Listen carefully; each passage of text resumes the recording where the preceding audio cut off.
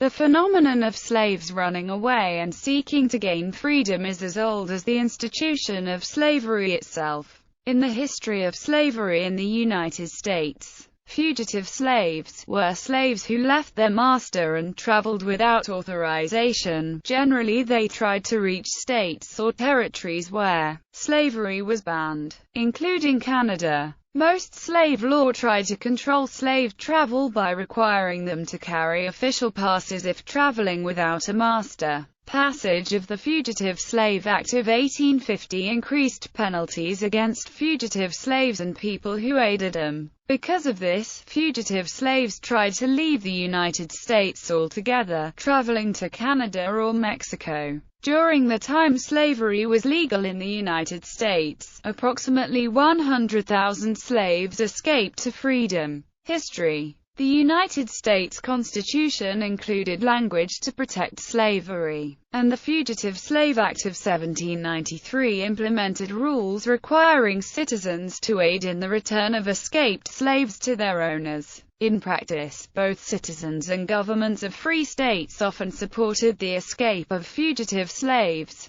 Fugitive slaves early in U.S. were sought out just as they were through the fugitive slave law years, but early efforts included only wanted posters, flyers, etc. The Fugitive Slave Act of 1850 strengthened provisions for the recapture of slaves, and offered them no protection in the justice system. Bounty hunters and civilians could lawfully capture escaped slaves in the North, or any other place, using little more than an affidavit, and return them to the slave master. Many escaped slaves upon return were to face harsh punishments such as amputation of limbs, whippings, branding, and many other horrible acts. Individuals who aided fugitive slaves were charged and punished under this law. In the case of Abelman v. Booth was charged with aiding Glover's escape in Wisconsin by preventing his capture by federal marshals. The Wisconsin Supreme Court ruled that the Fugitive Slave Act of 1850 was unconstitutional for requiring states to go against their own laws in protecting slavery. Abelman v. Booth was appealed by the federal government to the U.S. Supreme Court, which upheld the constitutionality of the act.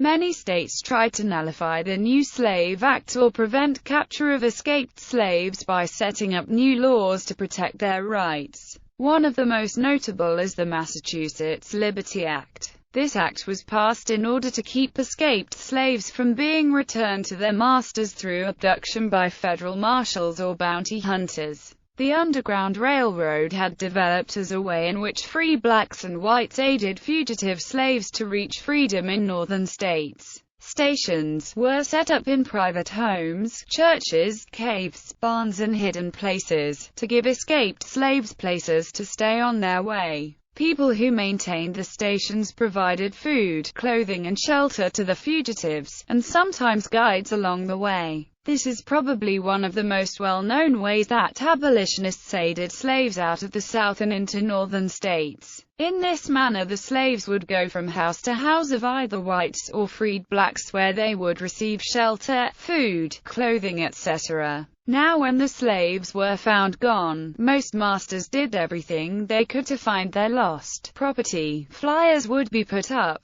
posses to find him, her would be sent out, and under the new Fugitive Slave Act they could now send federal marshals into the North to extract them. This new law also brought up bounty hunters to the game of returning slaves to their masters. A slave who had already been freed could be brought back into the South to be sold back into slavery if she was without freedom papers. In 1851 there was a case of a black coffee house waiter who was snatched by federal marshals on behalf of John Debris, who claimed the man to be his property. Even though the man had escaped earlier, his case was brought before the Massachusetts Supreme Court to be tried. The Underground Railroad. The Underground Railroad was a network of black and white abolitionists between 1816 and the end of the Civil War who helped fugitive slaves escape to freedom. Members of the Religious Society of Friends, Baptists, Methodists and other religious sects helped in operating the Underground Railroad.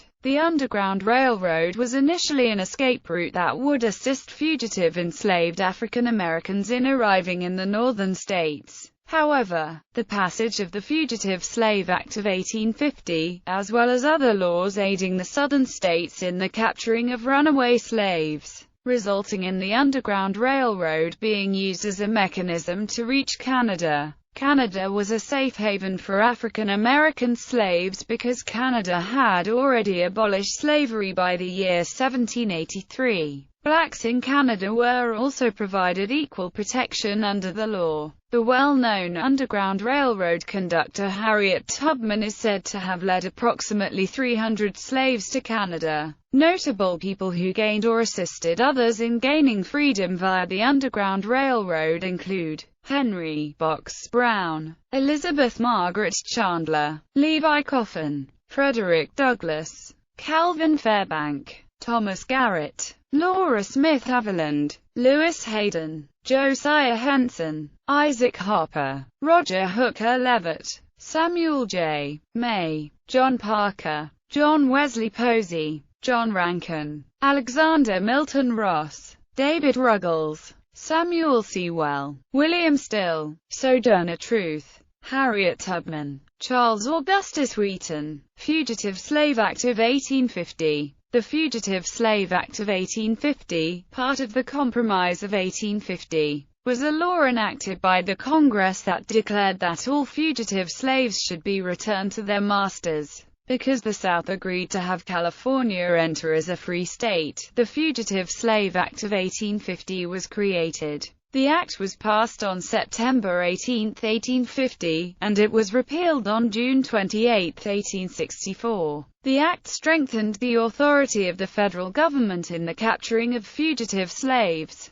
The act authorized federal marshals to require Northern citizen bystanders to aid in the capturing of alleged runaways. Many Northerners perceived the legislation as a way in which the federal government overstepped its boundaries of authority, due to the fact that the legislation could be used to force Northerners to act against their anti-slavery beliefs. Many Northern states eventually passed personal liberty laws that prevented the kidnapping of alleged runaway slaves. However, in the court case known as Priggs v. Pennsylvania, the personal liberty laws were ruled unconstitutional on the grounds that the capturing of fugitive slaves was a federal matter in which states did not have the power to interfere. Harriet Tubman, one of the most notable fugitive slaves of American history and conductors of the Underground Railroad, is Harriet Tubman. Born into slavery in Dorchester County, Maryland around 1822, Tubman as a young adult escaped from her master's plantation in 1849. Between 1850 and 1860, she returned to the South numerous times to help parties of other slaves to freedom, guiding them through the lands she knew well. She aided an estimated 300 persons to escape from slavery, including her parents. During this time, there was a $40,000 bounty for her, payable to anyone who could capture her and bring her back to slavery. Many people called her the Moses of her people. During the American Civil War, Harriet Tubman also worked as a spy and as a nurse at Port Royal, South Carolina.